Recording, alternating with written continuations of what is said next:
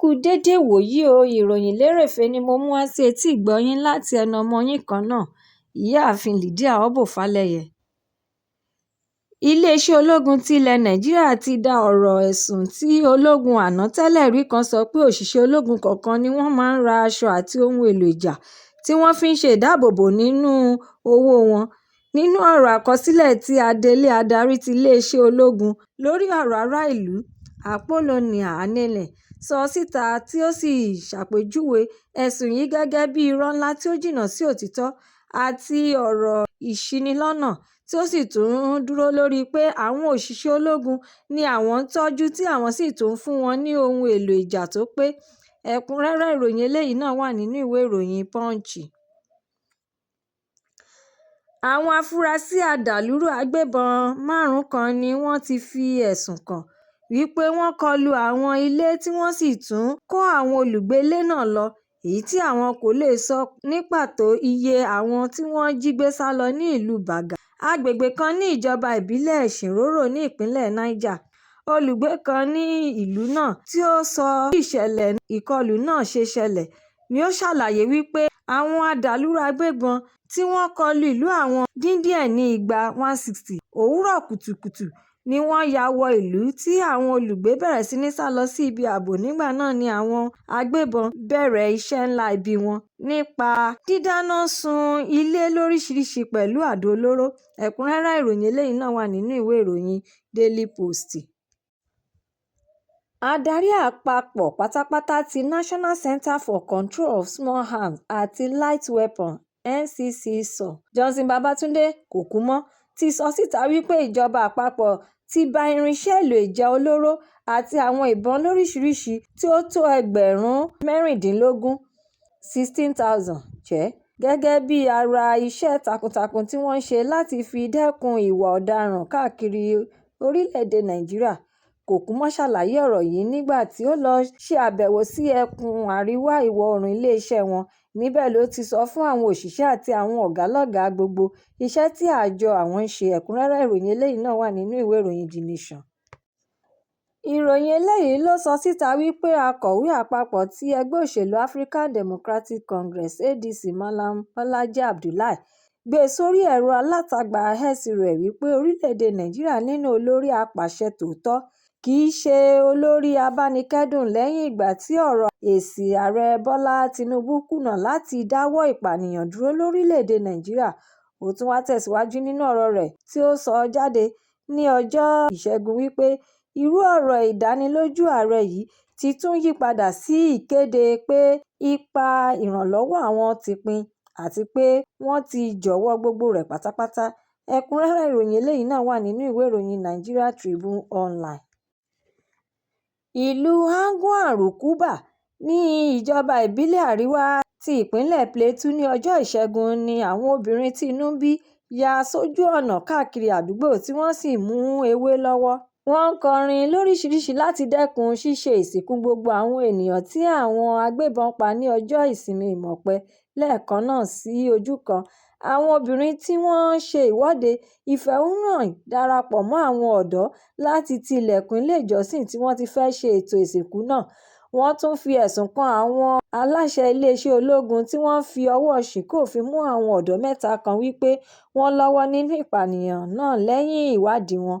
Àwọn obìnrin yìí wá sọ pé kí wọ́n fi wọ́n sílẹ̀ kí ètò ìsìnkú kankan tó wáyé. Ẹ̀kúnrẹ́rẹ́ ìròyìn eléyìí náà wà nínú ìwé ìròyìn Vanguard. Òjò ńlá kan rọ̀ ní ọjọ́ Ìṣẹ́gun èyí tí ó mú kí ojúnà Yanya-Keffi Expressway ti ìlú Àbújá dí gágá tí ó sì tún ba ibùdókọ̀ ọkọ̀ akérò ti Kugbo jẹ́ púpọ̀. Ọṣẹ́ tí òjò yìí ṣe sí apá kan ibùdókọ̀ titun tí wọ́n ṣẹ̀ṣẹ̀ ṣe yìí kọjá wẹ́rẹ́wẹ́rẹ́ débi pé àwọn òrùlé ibùdókọ̀ náà ṣí tí àwọn òkúta iyẹ̀pẹ̀ fọ́nká sójú ọ̀nà, èyí tí ó fa ìdádúró àwọn ọkọ̀ lójú ọ̀nà yìí. Ẹ̀kúnrẹ́rẹ́ ìròyìn eléyìí náà wà nínú ìwé ìròyìn Leadership. Ilé-iṣẹ́ Nigeria Communication Commission (NCC) ti sọ pé àwọn ti pàṣẹ fún àwọn ilé-iṣẹ́ ìpè ìbánisọ̀rọ̀ kọ̀ọ̀kan láti san owó gbogbo ìpè tí kò dára padà, èyí tí ó dí ìpè àwọn oníbàárà wọn lọ́wọ́. Bẹ̀rẹ̀ láti inú oṣù tí a wà nínú rẹ̀ yìí, Àjọ yìí sọ̀rọ̀ yìí nínú ìwé ètò bíbèrè ìbéèrè nígbà gbogbo (FAQ) èyí tí wọ́n gbé síta ní ọjọ́ Ìṣẹ́gun, tí wọ́n sì tún yànnàná bí ètò ìdápadà yóò ṣe rí àti àwọn tí wọ́n lẹ́tọ̀ọ́ sí. Ẹ̀kúnrẹ́rẹ́ ìròyìn eléyìí náà tún wà nínú ìwé ìròyìn The Sun.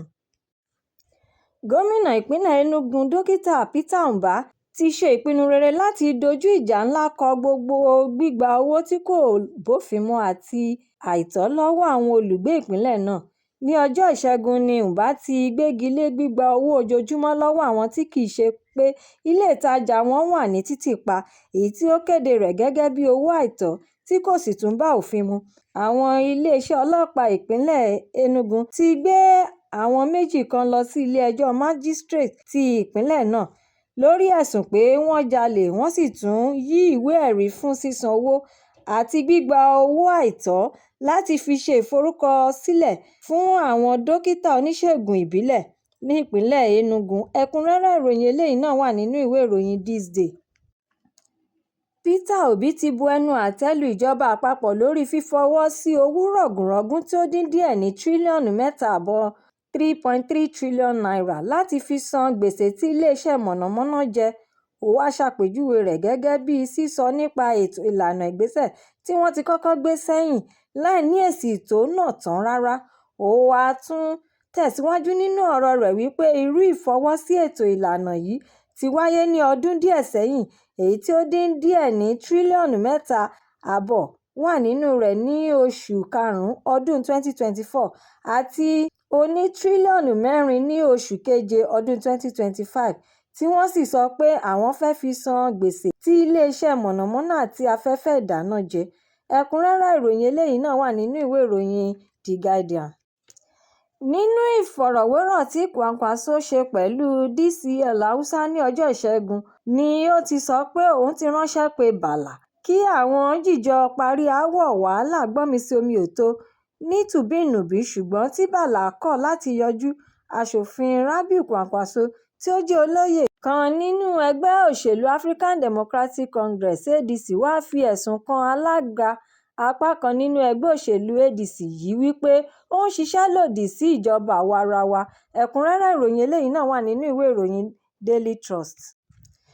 Ìròyìn Lerefe Toni kò ní jù báyìí lọ nítorí pé kí n lọ bẹ̀ oge. Ẹ tún pàdé mi lọ́la fún àkọ́tún ìròyìn Lerefe mìíràn láṣẹ Èdùmàrè. Ẹ má ṣe aláìlọ kàn sí YouTube channel Ìròyìn Lerefe kí ẹ bá mi subscribe, kí ẹ má tún gbàgbé fi èròǹgbà yín ránṣẹ́ sórí rẹ̀ kí ẹ bá lè ní àǹfààní láti máa gbádùn ìròyìn Lerefe síwájú àti síwájú sí i.